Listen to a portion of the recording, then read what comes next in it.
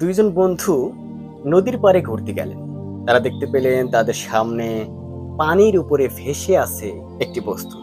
প্রথম বন্ধু বললেন, ওটা একটা কুমির, খুবই ভয়ানক একটা প্রাণী। দ্বিতীয় বন্ধু বললেন যে, আরে বন্ধু, ওটা কুমির না, ওখানে ভয়ের কিছু নেই, ওটা একটা মরা গাছের গুড়ি, পানিতে ভাসে। প্রথম বন্ধু বললেন, না, ওটা কুমির, মরার মতো ভান করে থাকে, কাছে গেলেই গিলে নেয়। দ্বিতীয় বন্ধু আবার বললেন, না বন্ধু, এটা সম্ভব নয়, এটা অবশ্যই কোনো গাছের গুড়ি, নয়তো মরা কোনো প্রাণীর দেহাবশেষ।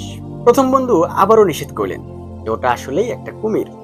দ্বিতীয় বন্ধু কথাটি বিশ্বাস করতে না পেরে তিনি তার নিজের অবস্থান থেকে যে সঠিক সেটা প্রমাণ করার জন্য সেখানে গেলেন। সেখানে গিয়ে যেই ওই মরা গাছের গুড়ি ভেবে ওই বস্তুর উপরে উঠলেন, অমনি কুমির তাকে খপ করে গিলে খেয়ে নিলেন। এটা দেখে প্রথম বন্ধু খুবই আফসোস করতে লাগলেন। আজ তিনি তার মূর্খামির জন্য এই শাস্তি পেলেন। প্রথম বন্ধু বুঝতে পারলেন যে আসলে অজ্ঞদের সাথে তর্ক করাটা মোটেও ভালো নয়। এতে নিজেরও সময় নষ্ট, তাদেরও জীবন নষ্ট। কখনোই অজ্ঞদের সাথে কথার জেরে সত্যতা প্রমাণ করাটা উচিত নয়।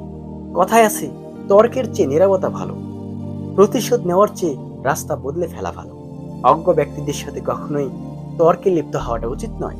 তারা যে তাদের অবস্থান থেকে ভুল আছে সেটা সময়ই প্রমাণ করে দেয়, সময়ই তাদেরকে শিক্ষা দেয়। তাদের প্রকৃত শিক্ষক তাদের সময়, এবং তারা নিজেরা নিজেদেরই শিক্ষক।